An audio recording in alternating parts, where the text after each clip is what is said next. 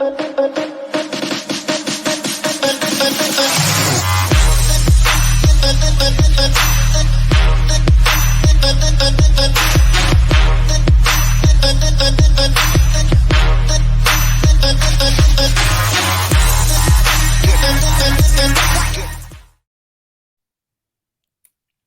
everybody, and welcome to season 2 of Women and Work Culture. I'm Selena Rezvani, and if you haven't been part of this show before, we're really all about finding those positive habits, those practices that boost women's leadership, right? And helping companies make those bold bets on diverse talent. Lucky me, I am here today with Madison Butler, aka the blue-haired unicorn. She's VP of Talent, People, and Culture at Sourced Craft Cocktails, and she's founder and CEO of Blue-Haired Unicorn. We are so going to dig into that, and a big welcome to you, Madison. Thank you. I'm so excited. Thanks for having me. Thank you. Oh, we're so glad to have you. It's been a long time coming, actually. And a really big welcome to our community. We missed you on our break. We love learning with you from experts like Madison. Tell us where you're joining from today. Say hi. Tell us who's in the house. We love knowing who's here. All right, let me tell you a little bit about Madison's kind of special sauce and what she brings to the table. She's actually a New Englander at heart, but moved to Austin, Texas in 2017. Her work is all about creating equitable spaces and giving strategies, right, to organizations that help them create that magical thing called psychological safety. She's an outspoken advocate for mental health, getting rid of that stigma around trauma, for example, and promoting kind of being human at work. Imagine that. DEI, she's all about facilitating those hard conversations, which, boy, do we need that right now. So when it comes to creating these great cultures, Madison believes if you build it, they will come, which I can't wait to hear more about today. Hello from Tampa Bay, and hello Philly suburbs in the house. And Stephanie, DC metro area, we're happy you're here too. Madison, you have a very clear passion, right, that we can all see and feel around creating belonging and equity. Will you tell us a little bit about your own story and why this kind of became mission number 1 for you? Yeah. So, for me, I think it's definitely been a journey. I haven't always been in this space. Growing up, I'm biracial. My mom is white. My dad is Black, which comes with its own slew of identity issues. And I feel like society always pushes you to the proximity of whiteness. And so you feel like you have to blend in, fit in, kind of tuck your personality away in order to be successful. And I did that for a really long time. I did it in high school. I did it through college. I did it through the first good chunk of my corporate years. And then I had this like weird epiphany. I interviewed with a company and they were like, oh my God, we love you. We really want to hire you. And I was like, but what? And they were like, we need you to change your hair color, cover your tattoos, take out your nose ring, make sure your hair is straight, wear a skirt. And I was like, that is a very long list. Yeah, what else? Right. And, I think we're so programmed to feel grateful when companies want us to work there rather than the other way around. And so in the moment, I was like kind of incredulous and I was like, oh, thank you. And then I found myself just like seeing red on my drive home, like over and over. I was just like getting angrier by the second. And I finally like realized, I was like, how many people hire me because of what I can do for them and what the money I can make for them and how it also looks to have me on their team, which clearly if you're asking me to straighten my hair and change my hair and make sure I have no facial piercings, you're looking for a very specific look. And I just like decided, I got home and I was like, okay, how can I market myself so that people know that I'm not willing to change anything about my identity or what I look like. I'm really good at what I do, but I'm also really good at what I do and like being able to have blue hair at the same time. And so at the time I was in, recruiting. Then I went home and I put blue-haired recruiter on my LinkedIn, and it just like stuck. And to a point where I would like go to networking events and people would be like, "Oh my God, you're the blue-haired recruiter." And I'd be like, "Oh my God, yeah, I am." And and so then when I moved into like more of a people like umbrella role, I was like, well, now what do I do? Because I don't want to like be misleading. I'm not really a recruiter.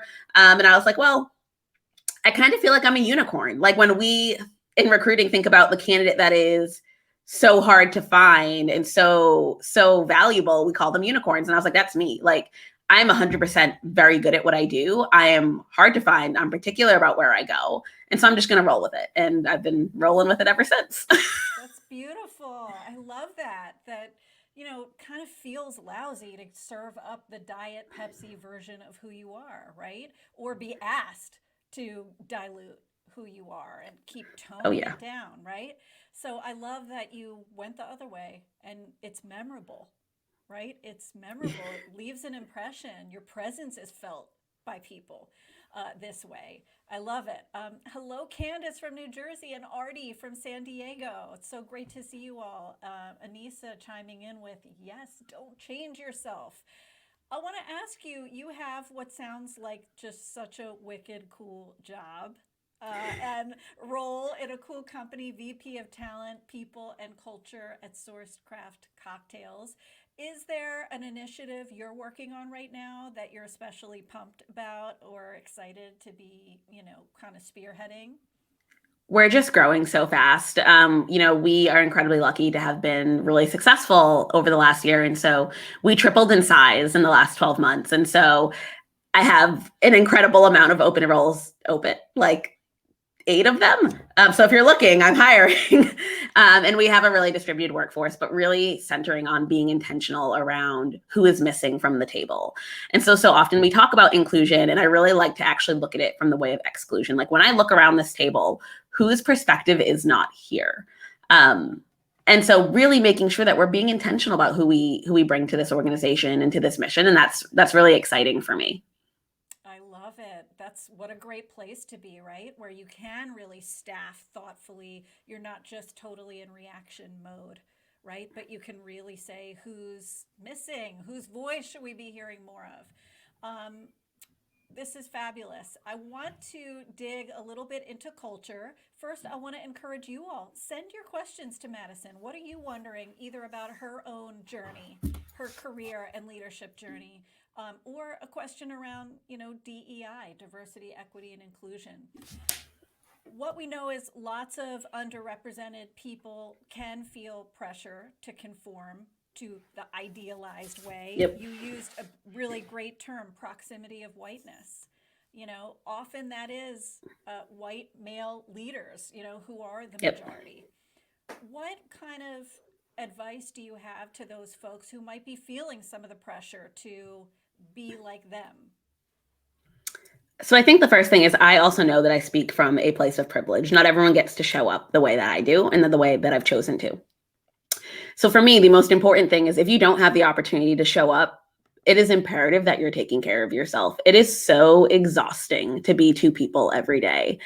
And it takes an immense toll on your mental health. And so for me, it got to a point where I was less confident in who I was as a person because of who I was at work. And, work is so much of what we do. It's a little bit different now, being remote. But when you're in an office every day and you're changing your voice so you sound less aggressive and you're straightening your hair and you're wearing things you would never wear, there comes a point where you're like, well, which version of me am I? And so I encourage people to really surround themselves outside of work with people who call them on that, who are like, this is not who you are. You're not showing up. And at the same time, knowing that it's okay to like need to rest and take a break. And it's also okay to not be okay. I think that was something that was really hard for me to understand. Even last year, like with George Floyd and being so just emotionally exhausted and not knowing how to communicate that to myself. It's been a really interesting journey around self-care, but knowing that that is the most important part of this. I love hearing that. It's kind of starting with yourself, right? It's not so much looking for the outer things to do different, which is a message we get a lot, but kind of starting here and building yourself up. I want to go back to a question Anissa asked, and it's related to what you said before. Uh, who is missing from the table when you look around, even more broadly beyond your own organization? Mhm. And so I think it's when I think about DEI, I think a lot of times we are so focused on the things that we can see. So, like, I'm Black, I'm a woman, I'm probably queer if you've talked to me a couple of times. And so there are so many other pieces that are so important, whether it be socioeconomic status. Are you a college graduate? Is English your first language? Are you a naturalized citizen? Like all of these things that really impact how we navigate the world. And so the list is kind of endless. So there is no like day where you're like, okay, everyone's here. The point is that when people are there, that they're heard. And so also knowing that you can't just focus on the optics of diversity. It's not enough to hire Black folks. It's not enough to hire queer folks and then throw a rainbow up on your page in June. It's really about knowing that you're hiring them for their perspective. My perspective is so different because I navigate the world as a Black woman. And what does that mean for how I view products, how I view teamwork, how I view the world in general? And so I don't think there's like a list of like who's here, who's not here. It's more about understanding that perspective is much larger than the topics we typically talk about. And then also knowing that the people you bring to the table aren't a monolith. If you hire a Black person, you're not going to get the same person every single time repeated. None of us are exactly the same, and we all have very intersectional identities and different things about us that make us different and give us different perspectives.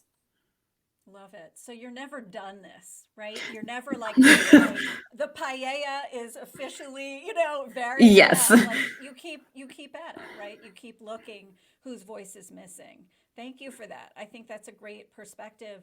I want to move on to Candace. Candace's great question, which is, what are your thoughts on code switching? And maybe you'd even define that in case somebody here doesn't know that term.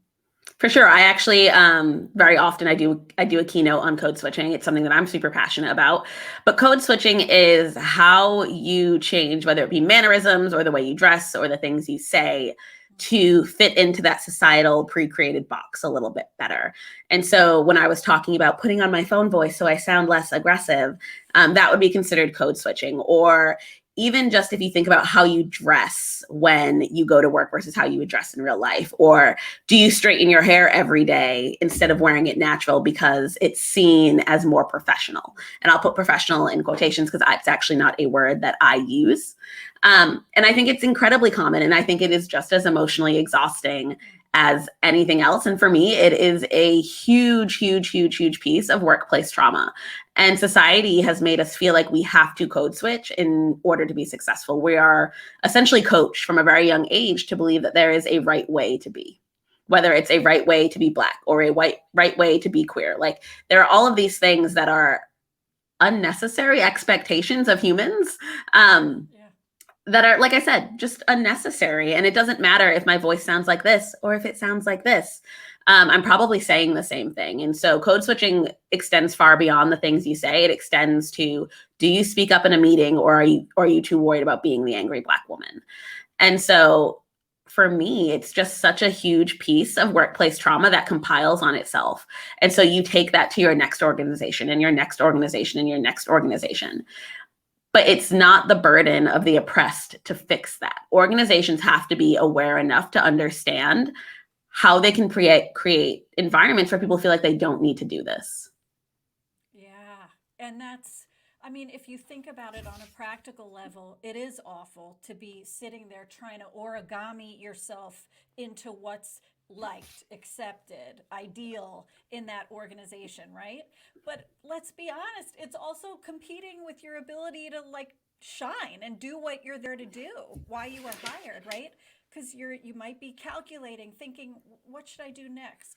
How's this going to be accepted? Yep. I really appreciate that. And so I want to build off that idea for a minute. I'm a big believer in perspective taking and more organizations doing that, like really listening to different perspectives, not just hearing them, but listening.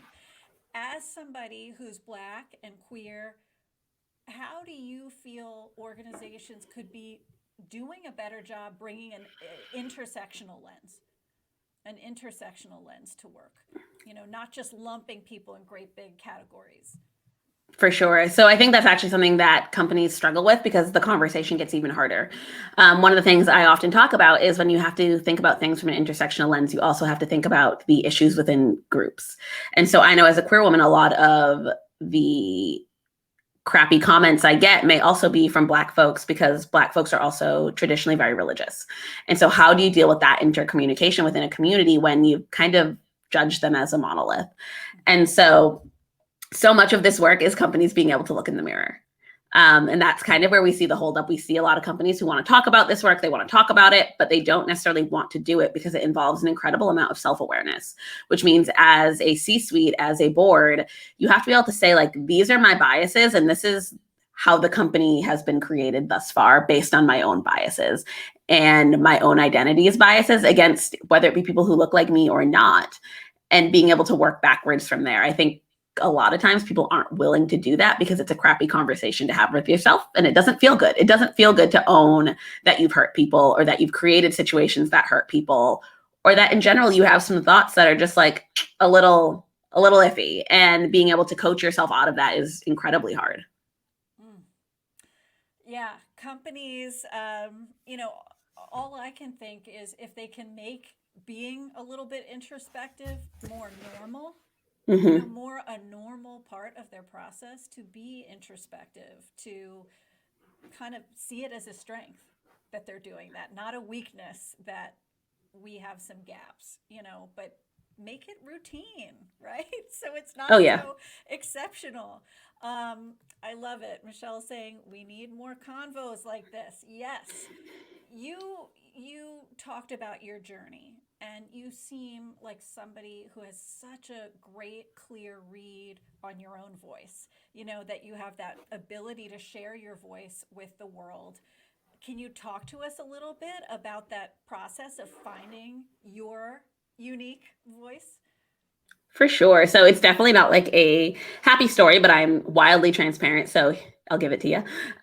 When I was in my early 20s, I dated someone who was really, really bad for me, which I think a lot of people do. You date someone who's not right for you.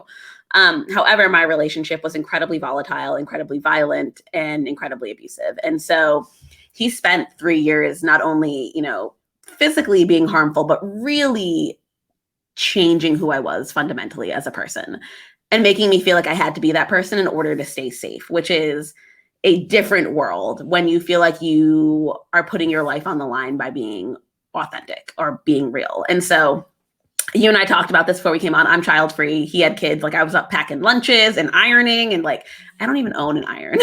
And so I was just like a completely different person. And to really top it off, he was incredibly racist. And so a lot of it was spent kind of making me hate my own Blackness. And so I had a lot of internalized anti-Blackness, a lot of internalized self-hatred that it took me a very long time to unpack. And so when I got out of our relationship, I had to start my whole life over.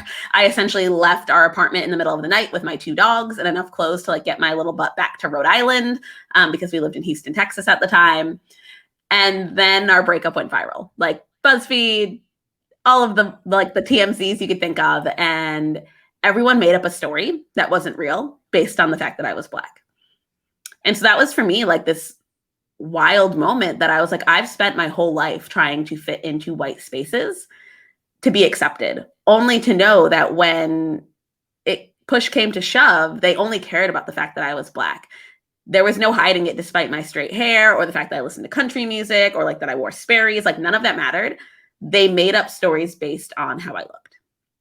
And so I had this again, like this epiphany that I was like, well, if that's the case, then I need to show up as who I am, because otherwise I'm going to get myself in a situation that I can't get out of. And I find myself incredibly lucky to have survived that situation. I had lots of days that I didn't think I would, and I do not take that for granted. Wow, thank you for sharing that with us. I know that's really personal and hard to hear, honestly. Um, but we really appreciate it. It's hard won, your voice. I want to put a comment up from Valerine. I'm so glad Madison mentioned how that her company wanted her to change her appearance in order to work there. I have a son who's a college student, and I'm now thinking about the ways I talk to him at home about taking out piercings or not getting tattoos in order to fit in. Yeah, what a dance a lot of parents are doing, right? And even we as individuals, to try to Yep. say, I want to get the job, but I also want to be myself. Do you have any thoughts on that, Madison? Definitely a dance I did with my dad till my mid 20s. So I have on a sweater right now, but I am like very heavily tattooed. I clearly have a facial piercing. I've had blue hair for like close to 5 years. And before that, it was like hot pink. So definitely a dance he's been doing with me for quite some time. And I think it goes back to society has really ingrained in us that there is a special sauce to be successful, as if you have to look a certain way. And that way is Eurocentric beauty standards. And that's just not realistic. And I mean, that is even down to when you think about people with different body types and how they interview, people who are typically skinnier are seen as more successful, which again plays no part in how you operate. And so for me, it's so much about dismantling the system. It's not about fixing the system because, to be frank, the system works. The system works for exactly who it was built for. And so it involves dismantling that and building a system that works for everyone, which means acknowledging that people look different, they love different, they have different family setups, they have different colors of hair, like all of these things that don't matter at work. And the thing that is the most important is really just acceptance and like being able to say, I value you as a person for what you bring to the table because you are different than me, rather than saying, oh, well, we like Bob despite this. It's not despite that. It is because of that. And I think that's, for me, the narrative that really needs to change. Wow, powerful. Valerine's saying, I'm going to stop that, as this was a light bulb moment for me. So don't ever doubt you're having an impact, Madison. I want to go back to a question Anissa posed around starting these hard conversations. I know that's something you do, Madison, from a facilitator perspective. But would you address that either if it's raising diversity in a one to one or maybe raising diversity to a company? Either one. Um, how do we make that a baby bit easier? So, to be completely honest, I don't think there is a way for it to be easier, and I'm not necessarily sure it should be easier. I think there is an incredible amount of work that goes into diversity, and so much of it is being uncomfortable. If you're comfortable in your diversity conversations, you're probably not having the right conversation. And again, that's because looking in the mirror is hard and it sucks. And there is no getting around the suck part of that. But again, being able to address diversity in a way that is intersectional, knowing that it brings everyone to the conversation. It is not just, I think of it as a food pyramid. And like, to be completely honest, I don't really know what's on the food pyramid. I know like for me, the bottom half is like carbs. But, and when we think about diversity, that is going to be race, religion, gender, the things, again, that you know about me, because these are the groups that are most heavily discriminated against.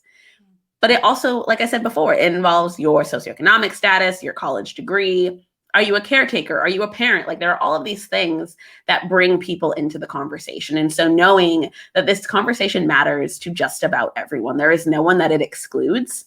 And so being able to, one, bring people into the conversation, but also creating a safe space for people to ask questions. For me, I think that's always the hardest part. People feel fearful to ask questions because they don't want to be the pariah. They don't want to sound dumb. They don't want to be the person that people are talking about in the break room because they asked a dumb question. And so for me, it's always about setting boundaries, setting rules of engagement before talking about these things so people feel safe to ask the things that they're questioning. I love it. Make it clear, right? So people have some guardrails. Man, it's so much easier to call something out if you have that than if it's mysterious and you're not sure what Bob thinks versus what you think. I want to go back to a few things that we've hit on. But you talked about some of what you faced with the news cycle and social media kind of Mm-hmm. creating a narrative for you, about you. And you've talked about your personal journey. And I'm kind of curious how you've cultivated resilience in yourself to deal with things like, you know, that nasty media or some of the treatment you've been on the receiving end of. For sure. So I think, being in this space where I advocate for people of color and Black folks and queer folks, I get a lot of death threats at this point in my life. It's a really interesting juncture to be at. And in October, I actually had someone show up at my house. Oh And my so goodness. for me, because I lived with someone who was so terrible, there's probably not a single troll on earth that could hurt my feelings at this point because I lived with the world's biggest troll. Um, but again, it's about surrounding myself with people who genuinely care about my well-being, who can support me and just like comfort me, and also like therapy. Therapy is great. I am a big mental health advocate, and it is okay to need help and to talk to someone. And that is not necessarily the burden of your partners or your family. Um, and they're most likely not therapists. And I really encourage people to talk to someone. I'm also an avid writer. I read a lot.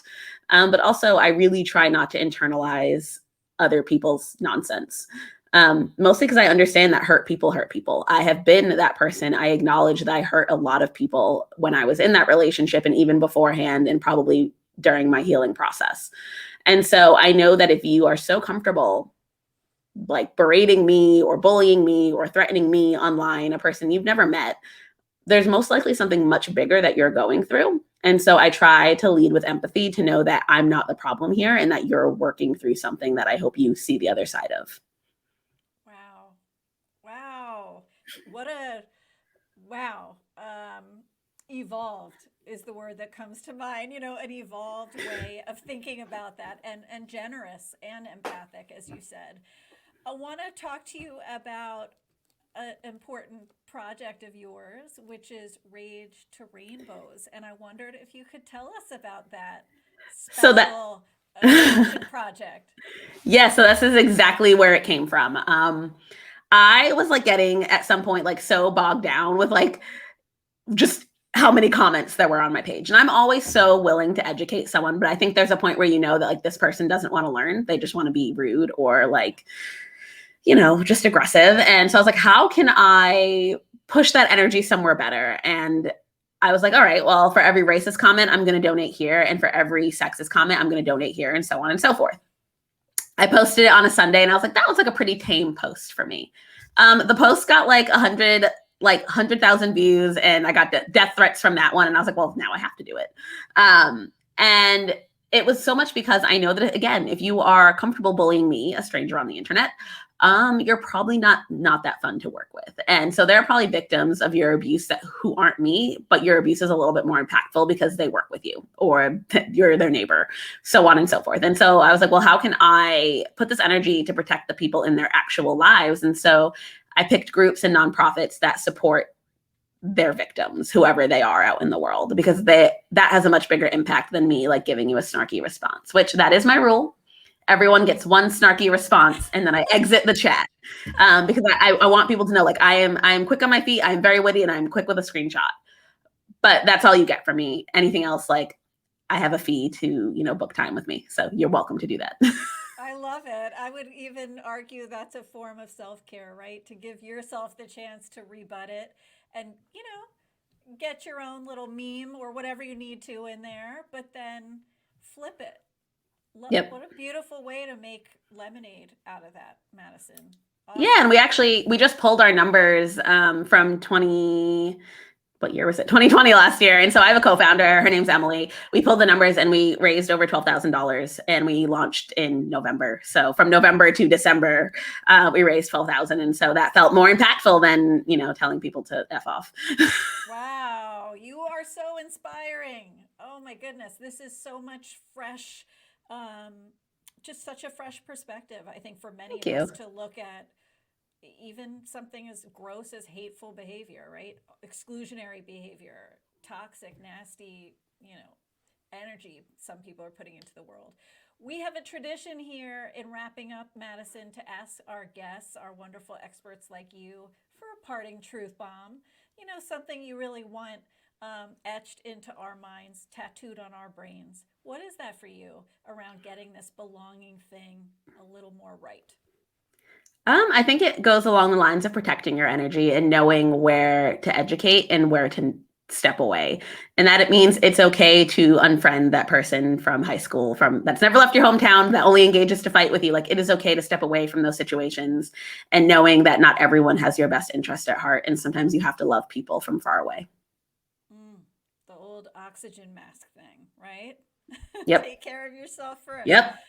Wow. Well, it takes so much courage. I think a lot of us agree to stand in your own authenticity, and a lot too to hold up a mirror to organizations and say, you can do better. So thank you for being that mirror, and inspiring so many of us. For all of you who want to stay in contact and follow Madison, please do. You're going to see in the show notes her two websites, and you're also going to see her handles for social media. Definitely follow her on LinkedIn. You're going to see why she has 49,000 plus followers. You'll totally understand why, and do the same on Instagram and Twitter. You're going to see those. I hope you'll also stay in touch with me. Check out my LinkedIn learning courses on being your own fierce self-advocate. Sign up to be part of my newsletter, and please do follow me here on LinkedIn. Thank you again, Madison, for helping all of us be more authentic. Thank you. I had fun. Thank you for having me. And thank you, community. Stay healthy, stay well, and lead on.